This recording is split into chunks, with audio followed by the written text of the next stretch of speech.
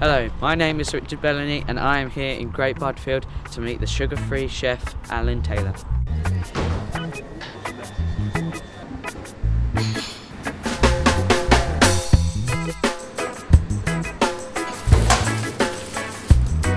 Did you always want to be a chef? No, not at any point did I ever want to be a chef. The reason why I became a chef is because when I was younger there was no apprenticeships, there was no jobs. So my mother said the best thing you can do is go to college. And from then on I've been cooking ever since. What's the best thing about being a chef? But the best thing about being a chef is being able to cook for yourself, and then you can have whatever you want really. And you don't have to rely on junk food.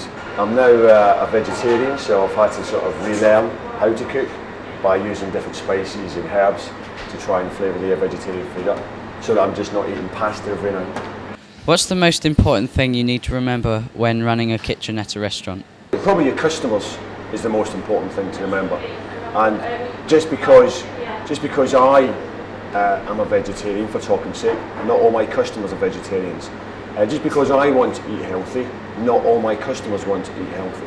So you have to find the balance. You've also got to give the customer actually what they want to eat.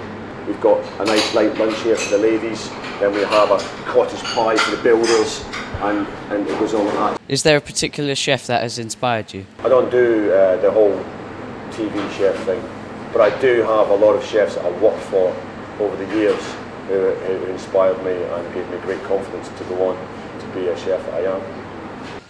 What's your favourite dish? A nice lentil and quinoa chilli. What is the most popular dish at the Blue Egg? Would probably have to be the tarts. But then again, the sausage rolls are always a seller as well. And we do a barbecue chicken, and we do that in a ciabatta, and we sell lots and lots and lots of them as well. How many people come through the doors each week? 1,500 people a week. I reckon we probably feed about 1,200 of them. And then we get a lot of people just in for tea and cake. So that's a lot of people. Why do you want to make your restaurant sugar-free? I don't necessarily want to make it sugar-free. I want to make people aware of the amount of sugar that they actually consume. So if I can reduce the sugar that I put in the fresh food that we cook, then I'll be in more control of helping people not eat as much sugar. But I can't take sugar out of the food completely because people want sugar.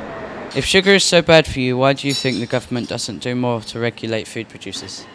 Food companies are so big and make lots and lots and lots and lots of money, and probably bankrolling the government as things stand. So if the government were to put a tax on the sugar, I don't think it'd go down too well with big business. What made you change to a no sugar diet? My daughter is a type 1 diabetic, so it sort of came to light then how much sugar we actually eat. I sort of looked into everything that I had to weigh up or count for my daughter, and then I realised that in everything there was sugar, in absolutely most things that we eat. I think from that point on I then realised that, do you know what, all as I do and all as we do as a nation is eat sugar. So I thought I could try and take that out. You have a lot of cyclists that come to your restaurant. What do they eat? Some of them look for a healthy option, but ultimately they come here as a cafe stop. They tend to go for a full fat Coke and a large slice of cake because they're looking for the sugar, for the energy. What's the funniest thing that happened in your career? I had 2 beef Wellingtons, which is a fillet steak, and it's wrapped with patty and then pastry, and I took them out of the oven and dropped them on the floor, and they were just about to get served for 40 people in the restaurant in a function. And I don't know if it was funny, but it was pretty funny now, I suppose. But there was a lot of swearing going on that night, that's for sure. What advice would you give to someone who would like to be a chef? Nowadays, it's too easy to say, oh, I want to be like Gordon Ramsay, I'm going to become a chef. Because it really isn't like that. There's a lot of hard work goes into being a Gordon Ramsay. A lot of tomatoes to be cut up, there's a lot of carrots to grate, there's a lot of onions to be peeled before you even get that far. But I don't know, I think it's quite hard. If you want to become a chef, find a place that is doing real food, find a place that produces a lot of their own food. And that's very hard to come by these days because we've got coffee shop, cafe, and it all comes in off the back of a wagon.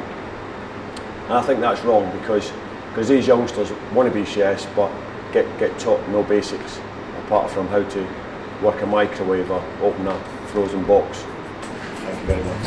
Thank you.